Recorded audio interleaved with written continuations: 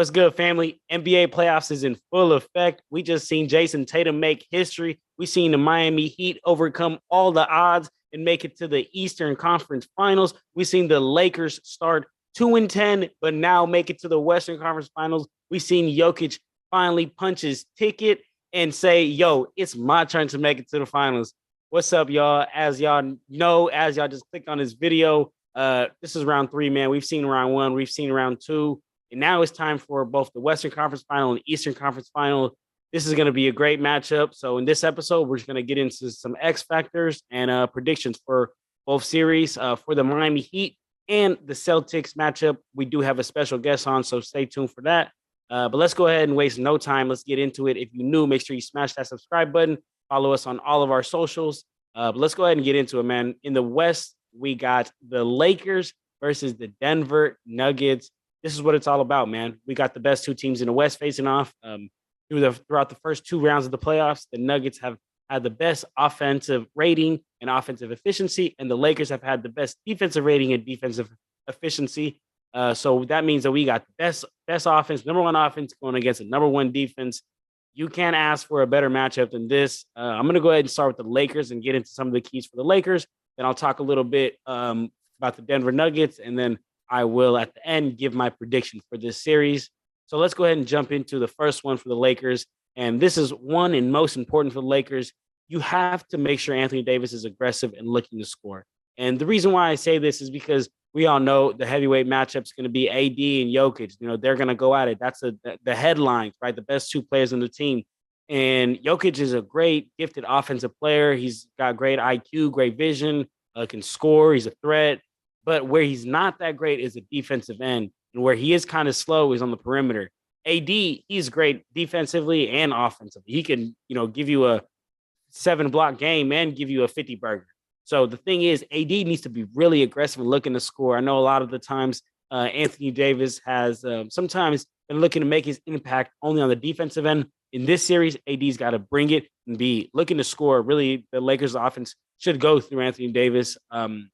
I think often the Lakers should actually bring Anthony Davis up, especially on when you're on the offensive end. Like I said, bring Jokic out, make him come to the perimeter. And if Jokic isn't gonna come out, if Jokic is gonna try to sag and protect the paint, then that's when AD either it's those threes or he takes a step in and hits those mid rangers. But AD's really got to be looking to bring Jokic out because, like I just said, Jokic he just doesn't have the puppies to stay with players out there in the perimeter. And I'm going to show you guys exactly what I mean right here. So right here, this is a play with Miles Turner. Look, Miles Turner got the ball in the perimeter. Jokic already in bad positioning. Miles Turner, look, just takes simply two, three dribbles to the right and blows right past him. No hesitancy. No hesitancy. He just took it right to him. And I mean, no disrespect to Miles Turner if you're watching, my boy, but the difference between Miles Turner and AD, and if Miles Turner can do that so easily, AD is gonna really be able to torch that. So that's the first advantage I think the Lakers should be looking at, and Anthony Davis should be looking to bring Jokic out to the perimeter and get past him. And if you do get past him, and when the help side comes, you have to be able to AD has to be able to make the right pass, hit the right shooters, and that's when Lakers shooters that spot up in the corner have to be able to, come up big and knock those shots down. As far as the AD and Jokic matchup, I do think Darvin Ham should try to match AD's minutes to Jokic because, unfortunately, the Lakers just don't have really any other bigs that can, body to body with Jokic. We've seen in that Suns series. I mean, even DeAndre Ayton couldn't go body to body with Jokic, but we've seen that whenever the Suns try to throw multiple bodies at Jokic, like Jock Landale, like Jokic was like, "Yep, bring that over here. I'm feasting in that." And that's the same thing with the Lakers. The Lakers don't really have any other options to throw at Jokic besides Anthony Davis. I think back to that 2020 when the Lakers and the Nuggets were facing in the Western Conference Finals as well. The Lakers had Dwight Howard to throw at him. They had JaVale McGee to throw at him. Just players so that AD can have a rest, so he doesn't always got to go body to body and bump with him. But unfortunately, this year that's just not there. So that's why I think Darvin Ham should match those minutes. Next point for the Lakers that I really think that they should be attacking is attacking Jokic on the pick and rolls, especially these guards like Dennis Schroeder, Austin Reeves, Lonnie Walker, D'Angelo Russell. all these players who, or even LeBron James, honestly, all these players who are good coming downhill and drawing fouls. I think that the Lakers really should do that because, like I mentioned, Jokic, he's not very fast on his feet. His puppies don't really move that quick. And if you're a guard and you're coming downhill, if you either force Jokic to make the decision of, yo, look, I'm either coming at you, you gonna foul me or whatever it's gonna be, or you're gonna sag and I'm gonna snake the screen and hit this little mid ranger. I think Dennis Schroeder does that excellently, and I'm gonna show you guys right here on this clip. Dennis Schroeder, you'll see he's just gonna just simply snake the screen, and then the defender is gonna drop. So he's gonna make him pay by hitting that little mid range jumper, and I think that's exactly what the Lakers should look to do with Jokic. It's got to always be a AD and one of the guards pick and roll. Look at that, snake that. He's not gonna step up, knocking that down.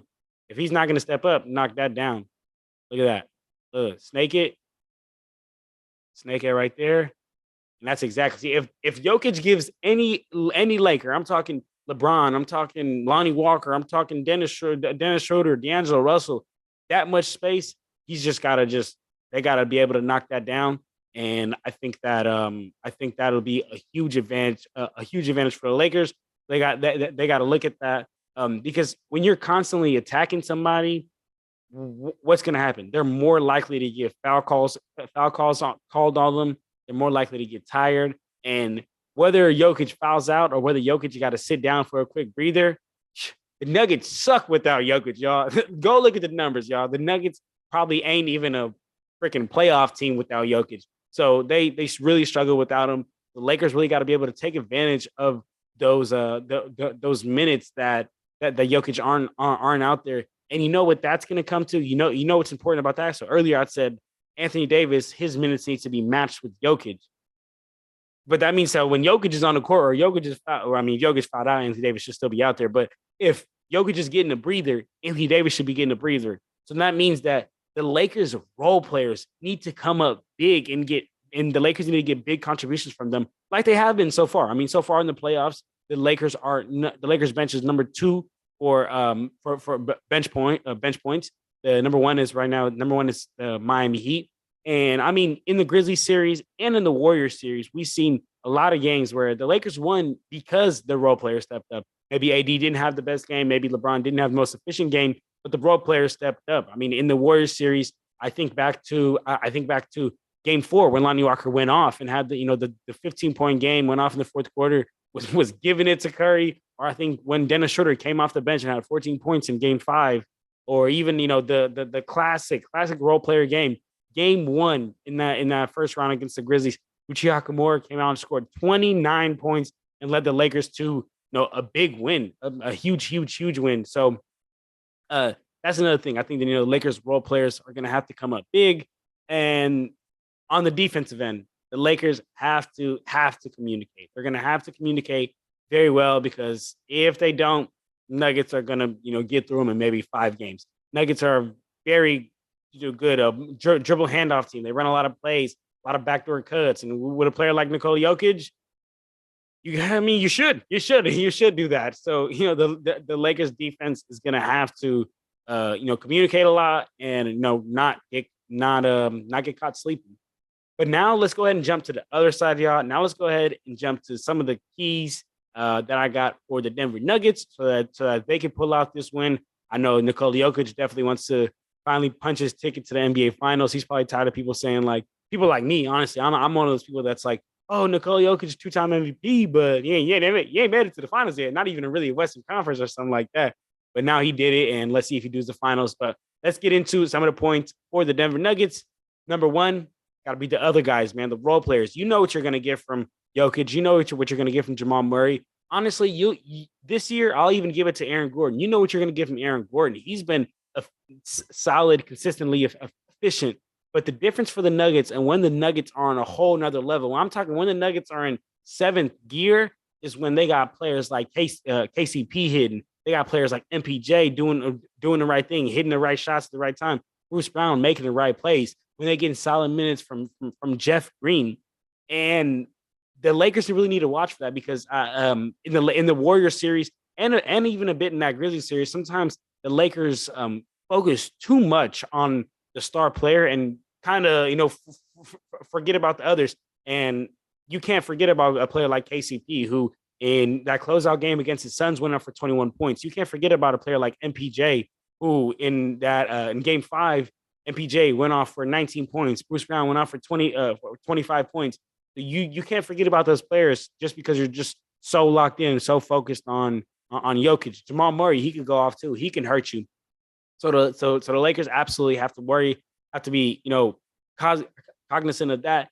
And I mean, look, y'all, I'll be real with you. Jokic is monster. Jokic is beast, offensive animal. Like, I don't even know what to say. But he hasn't faced a real good big like Anthony Davis yet. Like, no big he's faced so far in the playoffs has been an Anthony Davis caliber type player. Anthony Davis is the real defensive player of the year. Jaren Jackson got that off pity because Anthony Davis didn't play enough games. But now Jokic is really going to have to work, and I don't think he's going to be able to have those 50-point games. So it's going to be really important that those role players come up big. Another key point for the Denver Nuggets, it's going to be the ball movement, man.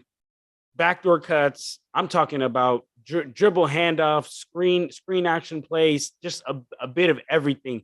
And I talked about that earlier. I said when I was talking about the Lakers, I said their defense is going to have to communicate because the Suns love to do the Nuggets love to do backdoor cuts.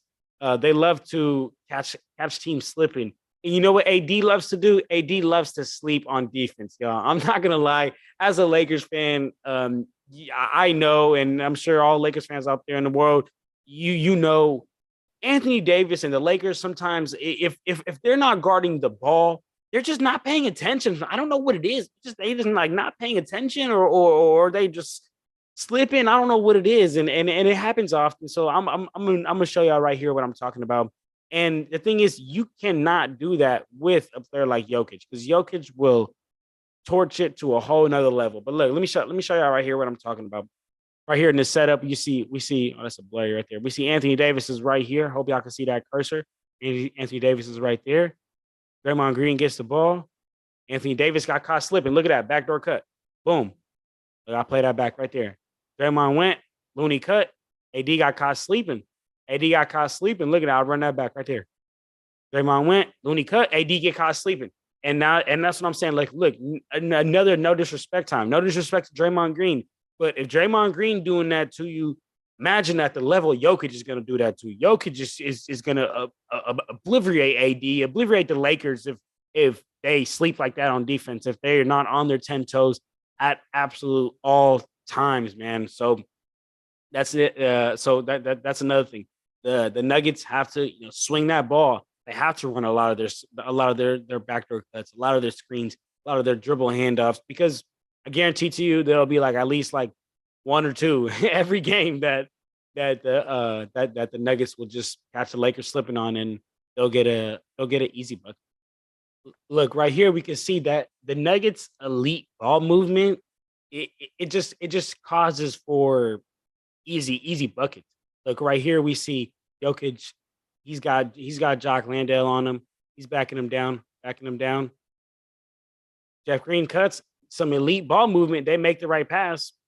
They get it right there. So I mean, I think that the Nuggets need to constantly cut off ball. If Jokic gets doubled at all, or if the Lakers decide to load up on Jokic, which I really don't think they should do, because Jokic is a great passer. He'll be able to make the right read. If the Lakers do that, then Nuggets players just gotta cut and know that they got a great they got a great passer in Jokic to hit him. And I talked about the Lakers not loading up. That's exactly gonna be my next point, man. I think that on the Lakers side of things, this is a little confusing to say. On the Lakers side of things, they should not load up. But if they do load up, man, Denver is going to take this series maybe in 4 games, in 3 games. I don't know, man. Like the Denver, if the Lakers load up, this is going to be a quick series. Denver is going to take it maybe 5, because Denver can shoot. Right now, they're shooting 37% from the 3 as a team. They have players like KCP, who he was brought on the team just to catch and shoot. They have players like MPJ, which in game 5, he hit 4 catch and shoot threes in the first quarter just from a passes from Jokic. So if the Lakers load up and Jokic is able to just simply make the right pass and hit his shooters, then it's really night night for the Lakers to be honest. To be honest with you guys, and another thing that I want to talk about, another key thing that the Nuggets should look to get to is that 2-man game with Jokic and Jamal Murray. I mean, their 2-man game has been one of the best that I've seen so far in this playoff. It should be their go-to because in every series, that every time the plays is breaking down, that's what they've gone to. And I think that they should do that in this series as well. You know why? Because if you run that pick and roll with Jamal Murray and Jokic for a second, you'll get AD freed up off Jokic. You love that. And for a great player like Jokic or Jamal Murray, all you need is a split little window just to be able to make something happen. And Jamal Murray's got a thumper to him. He can shoot, man. He got that. He got that wet. He got that wop. Pause. But y'all know what I'm talking about, man. Jamal Murray could shoot, and if the Lakers decide to double Jokic on the roll, it's over. Jamal Murray's gonna knock that down. And if they try to get over and try to fight over that screen of that huge screen that Jokic is gonna set at 6'11", 260-something pound screen. And if Jamal Murray gets you at the hip, he's got you at his will. He kind of do whatever he wants, man. So that's what I'm saying. The Nuggets should really look to go to that 2-man game that they got. I'm going to show you guys exactly kind of what I'm talking about right here. Let me show you right here. Look, when they run this 2-man game, when they run it, look, options are endless. Options are endless. Look at it. Here comes the screen. He could go anywhere. He could go anywhere with it. So that's what I'm trying to say, man, is the fact that they could go anywhere with it. And the Lakers might not have an answer for their 2-man game. So the Nuggets should absolutely look to abuse that on the Lakers. But overall, y'all, I mean, for the Lakers, I think for them to win, Anthony Davis is going to have to play at the MVP level that we all know he can play at. LeBron James is going to have to be dominant, kind of similar to in the 2020 bubble when LeBron James and AD were just the best players on the court in almost every series. And, also their depth. That's why they won. They're going to have to do that. But also the Lakers role players are going to just have to keep coming up big. And the Lakers defense is going to have to continue to be number one. If they can do all that, then I believe the Lakers will be able to take the series. But the Nuggets, their role players got to be able to knock down the open threes that they're going to get because they're going to get them. And if the Nuggets can just play as a team, right, not just try to funnel everything through Jokic and Jamal Murray, they can play as a team and they can hit their shooters. They can knock them down. Nuggets can pull it off. But my final prediction, y'all, what I think is actually going to happen, I think this is going to be a bloody war. They're going to go at it. My final prediction, though, y'all, is Lakers in 7. I do think that the depth of the Lakers and the fact that we got Anthony Davis, the real defensive player of the year, going up against Jokic, it's going to give him a hard time. But it's going to force the Denver Nuggets role players to step up like they've never had needed to ever. And I don't know if they can do it, man. So I'm going to go ahead and trust Lakers will take it in 7. Let me know what you got down below. Now let's go ahead and get to the next here. All right, y'all. So after we just seen Tatum make NBA history, scoring 51 points and have blowout against the 76ers, the Celtics are now getting ready to face up against the Heat. Celtics highly favored in this matchup for obvious reasons, but Heat are no team to take lightly and be counted out. So I thought to myself, who else better than my boy T-Riz from the Miami Heat Network in the building? What's up, my dog? How you doing? Man, I'm doing great. You know what I'm saying? My Miami Heat team has been doubted this whole postseason. You know what I'm saying? They said we wasn't even going to be in the postseason. They said we was going to be a playing team. Then we came out and beat the Bucks, the number 1 seed. We did the Celtics job for them. Then we beat the New York Knicks, who are frauds. And now we're going against the Boston Celtics. We get a rematch. And we'll go see, man. Jimmy Butler said if he's going to take that shot again, which he did when he played the Boston Celtics, he said he's going to take it again, bro. So Jimmy Butler is going to carry us. And yeah.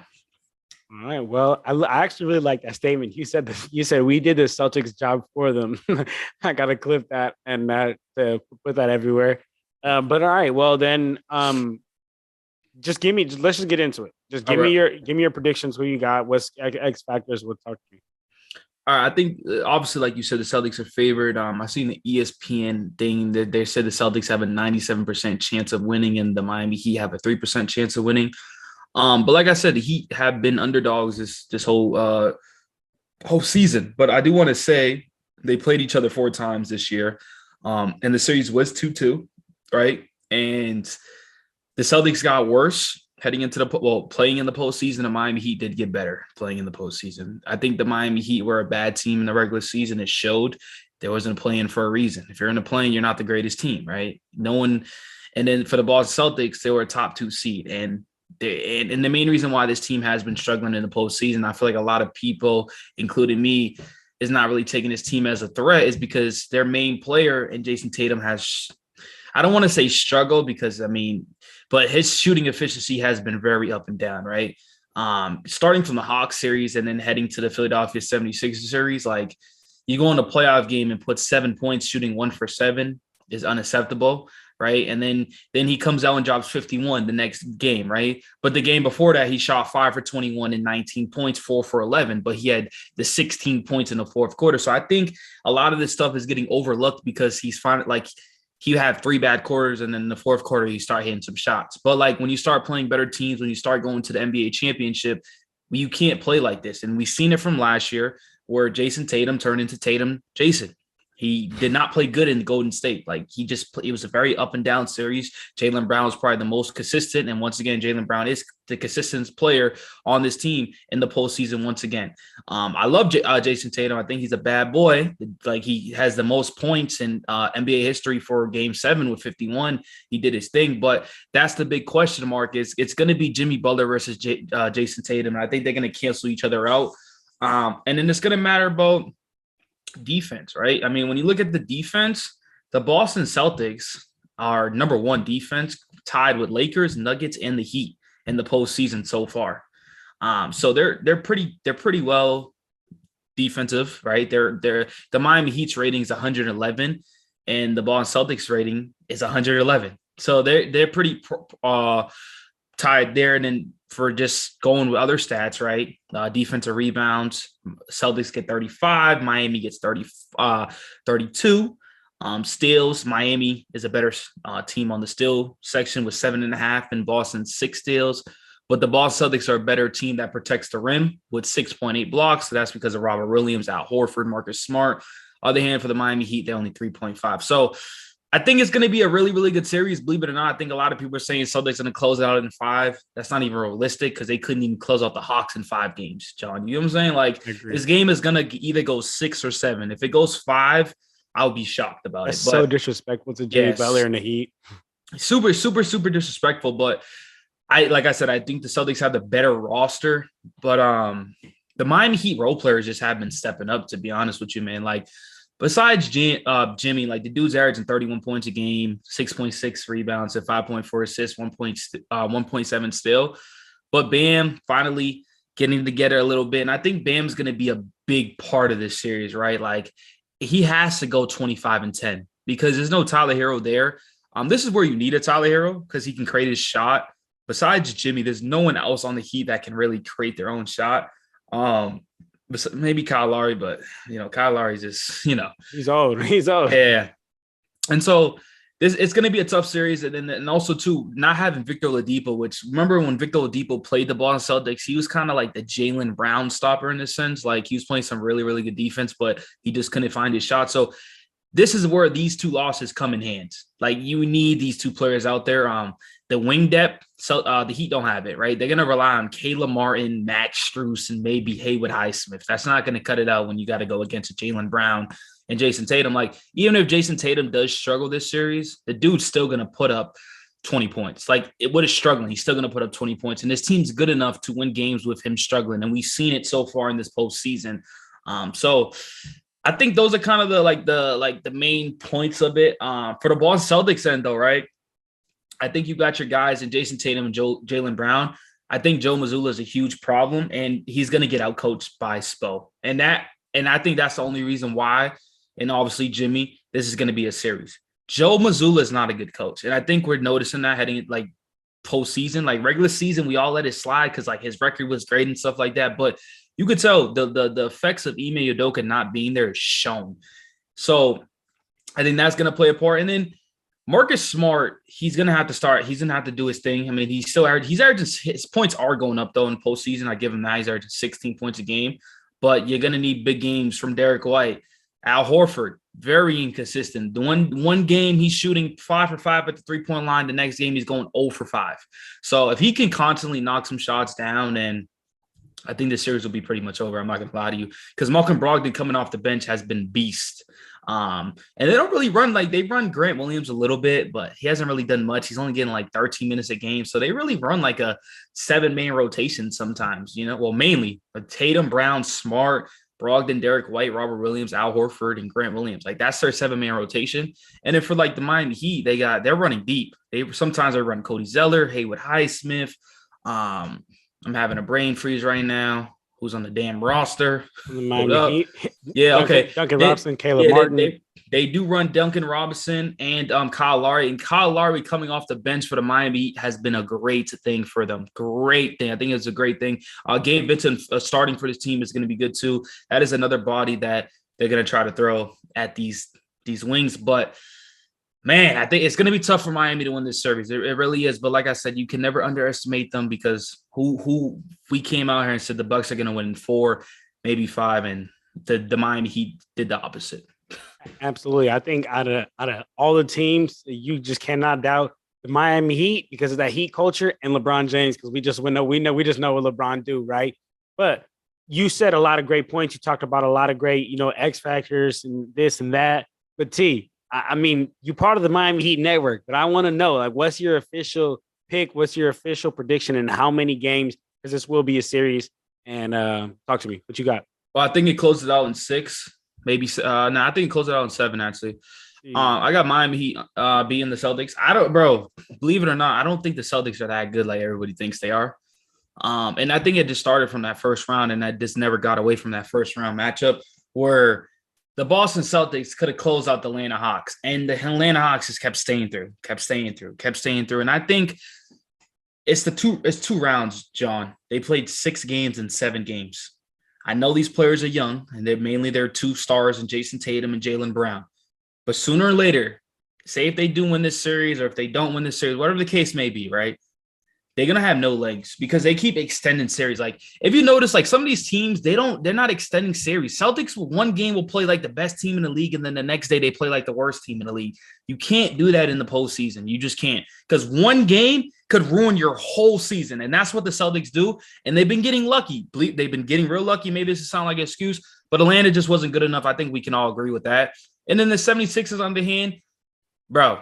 Joel Embiid forgot how to play basketball, and I give them credit because Al Horford was actually playing some really, really good defense. But not only Joel, like James Harden, like what I'm saying, their whole team. They kind of just all fell apart, and so I think the toughness and the culture of the Miami Heat is going to be a problem for this Boston Celtics team. So I got Miami in 7, but yeah, I got Miami. I'm rolling with Miami, man. I don't trust this Boston Celtics team, dude. I really don't. Okay. All right. I like that. I definitely like the Miami Heat in 7. I don't have that. I have Celtics in 6. And the reason why I do think it's going to go Celtics in 6 is, I mean, you talked about, Jimmy is going to step up, right? And he's going to match, I think, whatever Tatum can do, if not maybe a little more, a little less or whatnot. But I think that, that'll be a little bit of a cancellation. And I actually, when I was riding up on this series, I was like, well, like, look what Jason Tatum did after a game at the fourth quarter of game 6 and game 7, he took over and like he was a star, and the Heat don't really have a star. But once I said that, I was like, man, I can't discredit Jimmy Butler like that because Jimmy Butler has stepped up time and time again and did superstar things, even though we may not perceive him as a superstar. So I think, those two superstars cancel each other out. But I think when you get into who's that next man up, and you said it best, you said Jaylen Brown, their 2-punch is so much better than the Miami Heat 2-punch. And the Miami Heat have a lot of players who come in and contribute. But I think that the inconsistency of Bam Adebayo, I just don't know if that's going to be able to fly on in this series. I kind of think it's similar to that Lakers and Nuggets series, right? I think with Anthony Davis cannot have one bad game. If he has one bad game, I think that it might be a wrap for the series, because the Nuggets will get momentum going, and get a game. That's the same thing I think with the Celtics and Heat series. Bam Adebayo cannot not show up. He cannot have those games where he gets 10 points, 4 rebounds, and gets outshone. As the number 2 guy, he's got to show up. But also it's going to be tough for Bam Adebayo, because if the Celtics decide to go big, right? I talk about matchups all the time. The Celtics can run that small ball lineup where they run with the 3 guards, or they can run their twin towers of Al Horford and Rob Williams, and then Bam Adebayo is going to be having to bang down low. So I fear Bam Adebayo's consistency throughout this playoff series, and I just think that the Celtics depth is gonna flex, man. I mean, you talk about Malcolm Brogdon coming off the bench and being Himothy. Yeah, he's been him, and I think players like that is what's going to make a difference. And ultimately, superstars are going to cancel each other out, and what wins deep in the playoffs, man, is the role players. And I think the Heat I think the Celtics are going to be able to do it. And if it gets to a game 7, the Celtics also have home court advantage. They don't like to lose in the Garden. Yeah. I mean, that's a good point too. But another thing before you wrap this up, I would like to say Jaylen Brown doesn't touch the ball in the fourth quarter. So, or just damn near in the second half. I don't know why it's like that. I really don't. And once again, it goes back to coaching. This is why I not a big fan of Joe Mazzulla. I think he's a good regular season coach, but postseason, you kind of get exposed because you got to do different matchups, different rotations on the defense end, whatever you got to do, like pretty much. And he doesn't feed his stars, and he does feed one star, Jason Tatum, where Jason Tatum would literally shoot 1 for 20. He's like, you know what? Jaylen Brown's shooting 20 for 20, but we're going to go back to Jason Tatum. It's all right. Like, that's what he does, and I just don't get it. Jaylen Brown needs to demand the ball more, and this is the reason why he's leaving the Boston Celtics. So I see him leaving in the offseason, and y'all going to be missing him. I tell you this, because fun fact, I think Jaylen Brown, I'd rather have Jaylen Brown over Tatum, and not just because of recency bias. I seen Tatum choke up in the freaking finals in the most important moments. I seen Tatum once again. I said, okay, cool. It's the one time, been to the finals once. John, he hops in the postseason once again. He's starting to not play great basketball. Once again, the dude's struggling. But you see Jaylen Brown, consistent every single night. The lowest he ever scored in this postseason was 17 points. Everything else was 30-plus points and 20. This dude is a baller. And not only that, the dude's efficient. So I'd rather take consistency. I'd rather take players that are very poised in clutch moments. I get it. Jason Tatum probably has the better skill talent than Jaylen Brown, but bigger moments. Jaylen Brown is just that dude. That's just my opinion. I feel that. No, I definitely feel that. Jaylen Brown's been stepping up huge. And I mean, one thing that I would like to throw in there, because I don't know which side I'm on. I'll be honest. I don't know. I've gone back and forth. I started on that side where I was like, oh, Jaylen Brown. I'm going Jaylen Brown. But then, as I've seen Tatum play, it's kind of hard to, not be, mesmerized by his game. But what I was going to say to you is, do you think Jaylen Brown is putting up those numbers and a little bit more efficient because he's not the number 1 option on the team? So a lot of times defenses don't game plan for him. He just ends up getting a swing, because now Jason Tatum is getting doubled. Jason Tatum is a focal point of every defense. So now he's swinging the ball. Do you think that's a byproduct of that, or how do you feel about that? Nah, that's not at all. Not at all. Wow, all right. Jaylen Brown could be a number 1 on anybody's team right now, bro. Like he honestly, he's being held back by the Boston Celtics. I wouldn't mind him being on another team. There's no point in him being on the Celtics at this point, right? If they don't win this year, they win, cool, extend them. But I did see this thing. They both made all team. I think Tatum made 1 and Jaylen Brown made 2, meaning they got to pay him $670 million with those 2 players. So around 600 mil around there. So I don't see them doing it. And yeah, I don't think it's just because Tatum's the number 1 guy. Like, bro, you kind of come in that game like, no, we got to stop both of these guys. You kind of come into both. Like, whenever you play a game of superstars, you're trying to say, we got to stop these one of these guys or whatnot, let others beat us. But you don't. That's like Are we gonna let Jaylen Brown beat us? No, I'm not letting like you. Who you gonna mean, take, Jaylen? You know, you get what I'm trying to say? Like, I mean, I get what you're saying. I definitely get what you're saying, but I also think it does have a product of the teams are you got to let someone beat you, and they just don't want to let Jason Tatum get cooking. yeah, I mean, you let Once Marcus Jason Smart Tatum beat you. get, yeah, I mean, once Jason Tatum get cooking, I mean, shoot, you see once he see the ball go in the hoop, maybe 2-3 times, he going off for a 50 burger. Nah, for sure. And I like Tatum. I really do like Tatum, but the biggest moments he's just not there. And so I just can't respect that.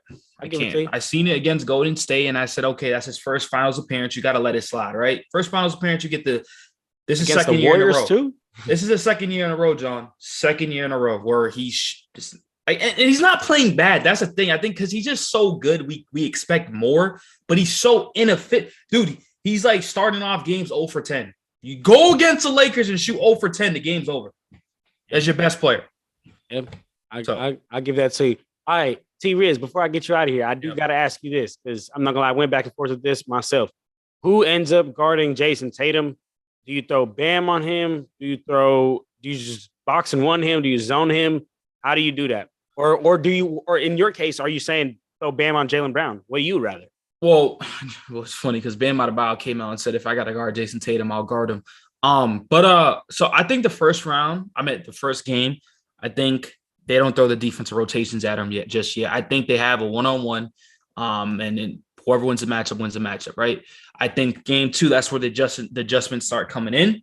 And what the Miami Heat have been doing lately is they press them. They trap him real quick. They throw 2 bodies at him, and then one of their guards will go back to the other guy. So they throw 2 guys at you, force Tatum out the ball, and then the other person will go back to the other person like that. I think that's what you like. You got to throw 2 bodies at him at once. Like you do. You got to make him, you got to throw distraction at this dude, right? But even honestly, this is about to be crazy. Like I'll take, let me get Tatum one-on-one for a few games, bro. Because I don't fear the dude at the moment. I ain't gonna lie, bro. Like, just give me one-on-one, bro.